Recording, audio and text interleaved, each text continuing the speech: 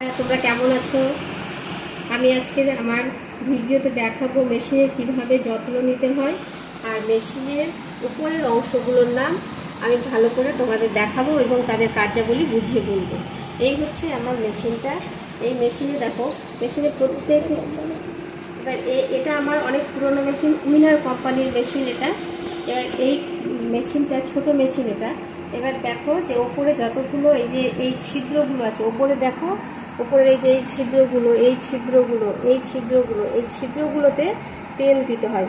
তেল দিলে পরে নিচের ভেতরের পার্টসগুলো ভালো থাকে। তোমরা যত এটার যত্ন করবে ভালো থাকবে।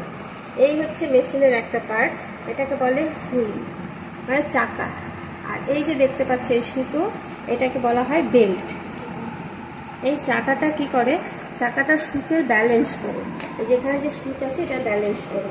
এটা দেখতে পাচ্ছ, এটা হচ্ছে চাকাটা ঘুরিয়ে দেখো, রেগুলেটর। এটা হচ্ছে স্টিচ রেগুলেটর। এটাতে সেলাই ছোট বড় করা হয়। ছোট বড় করে এটা যেখানে তুমি সেলাই করবে সেই জায়গাটায় যেরকম সেলাই নেবে এখানে এনে চেপে দেবে। এই যে এই এক দণ্ড দুটো দেখতে পাচ্ছ, এই দণ্ড দুটো, এটাতে আমার মেশিনে দুটো আছে, সাধারণত একটাই থাকে। তো এই দণ্ড দুটো এটাকে বলা হয় স্পুল পিন। স্পুল পিন এটাও আছে, এটাও আছে। এটাতে কি করে, এই যে সুতোর যে থাকে এটা এইভাবে আটকানো হয় স্পুল পিনে।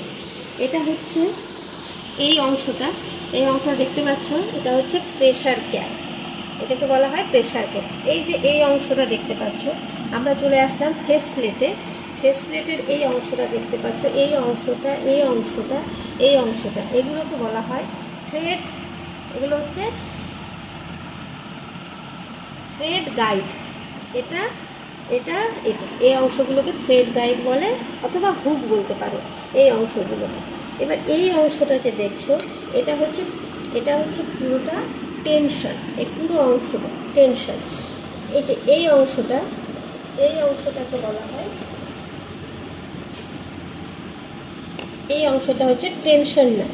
এটা দিয়ে যখন ওপরে সেলাই, যদি এটা খুব কাছে চলে যায় স্প্রিংটা থেকে, এরকম করে নাটটা এরকম যদি দেখা যায়, তাহলে সেলাইটা কী হবে, সেলাইটা উপরে তোমার গিট দেখা যাবে। যখন গিট সেলাই হয়ে যাবে তখন এটাকে কী করবে, এরকম করে একটু লুজ করে দেবে, তাহলে আর সেলাইটা গিট হবে না। এবার এই যে স্প্রিং দেখতে পাচ্ছ, এই যে স্প্রিং, এটা যেহেতু পুরোটা টেনশনের অংশ, সেই জন্য এই স্প্রিংটাকে বলা হয় টেনশন স্প্রিং। এবার এই অংশটা এই যে ডিস্কের মধ্যে দুটো অংশ, এটাকে বলা হয় টেনশন ডিস্ক। টেনশনের পুরো অংশ। এবার এই ফেস প্লেটের নিচে চলে এসো, এখানে আছে এই যে আমরা এই অংশটা যেখানে নিডলটা আটকে আছে, এই অংশটাকে বলা হয় নিডল বার। এই যে আটকে আছে এই অংশটা হচ্ছে নিডল বার। এবার হচ্ছে এটাকে বলা হয় নিডল। এই অংশটা নিডল বা সুচ। এবার এই অংশটা, এই দেখো এখানে এই নিডলটা একটা স্ক্রু, এটা নিডল স্ক্রু। এই অংশটা স্ক্রু দিয়ে আটকানো আছে, নিডল স্ক্রু। আর এটা হচ্ছে এই যে এই অংশটা নিডল ক্ল্যাম্প। এই অংশটা হচ্ছে প্রেসার ফুট। এই অংশটা প্রেসার ফুট। এবার নিচে দেখতে পাচ্ছ এই যে এই প্লেটটাকে নিডল এবং থ্রোট প্লেট বলা হয়, সুতো প্লেট।